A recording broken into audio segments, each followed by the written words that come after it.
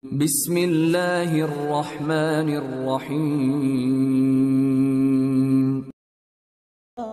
Baik, jika terinfeksi dengan nilai-nilai keburukan, maka di sini kasusnya adalah kembalikan ke Quran surah ke-4 An-Nisa ayat 17 sampai dengan ayat ke-18. Itu yang dikenal dengan taubat namanya. Ya, innamat taubatu 'alallahi lilladzina ya'maluna su'a bijahalatin tsumma yatubuna min qarib. Ya, sungguh taubat itu berlaku kata Allah bagi orang-orang yang terinfeksi dengan penyakit buruk. Su itu, nih, lihat ayatnya.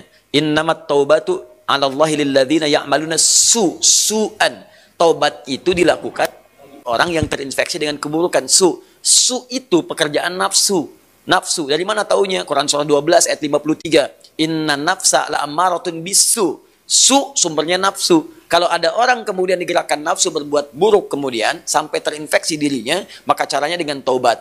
Apa itu taubat? Taubat itu artinya kembali kepada nilai-nilai kebaikan dengan cara meninggalkan perilaku buruk yang dikerjakan.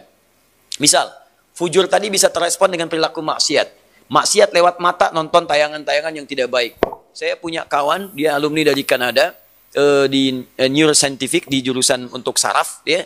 Itu kita diskusi. Ternyata selain narkoba sekarang ini yang paling bahaya itu pornografi. Pornografi itu begitu seseorang kemudian menggunakan fungsi pandangannya untuk melihat tayangan seperti itu langsung merusak ke fungsi otaknya.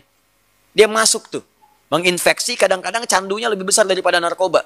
Makanya orang kalau nggak pernah lihat, tiba-tiba melihat itu bayangannya tuh lama di bagian otaknya tuh. Kadang-kadang penasaran, padahal udah dipalingkan, tadi apa sih, apa benar salah gitu ya. Nah itu bisa demikian tuh, itu yang paling dahsyat. Nah kalau kemudian Anda ingin menghilangkan itu dan perilakunya diburuk nantinya, ke pola hidup, ke tubuh, ke macam-macam, Anda paham sendirilah gitu kan. Nah, maka apa yang kemudian mesti dilakukan? Tinggalkan itu.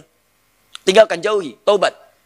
Akui salah, sesali itu, kemudian tinggalkan, dan cara meninggalkannya ganti dengan yang lebih baik. Pandang yang baik-baik, latihannya begitu.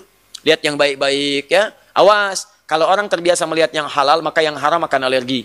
Sama dengan pasangan kehidupan di keluarga. Kalau sering melihat yang halal, pada yang haram itu nggak akan ada ketertarikan berlebihan, nggak ada. Ya, tapi kalau sering melihat yang haram, istri orang itu kan bukan mahram antum. Kalau ngelihat istri orang keseringan, ngelihat istri sendiri jadi nggak enak. Ibu juga sama gitu. Kalau ngelihat suami orang itu keseringan, lihat suami sendiri itu udah hambar. Makanya kalau orang-orang ngelihat yang halal itu yang bagus-bagus, maka yang haram itu akan sulit kita.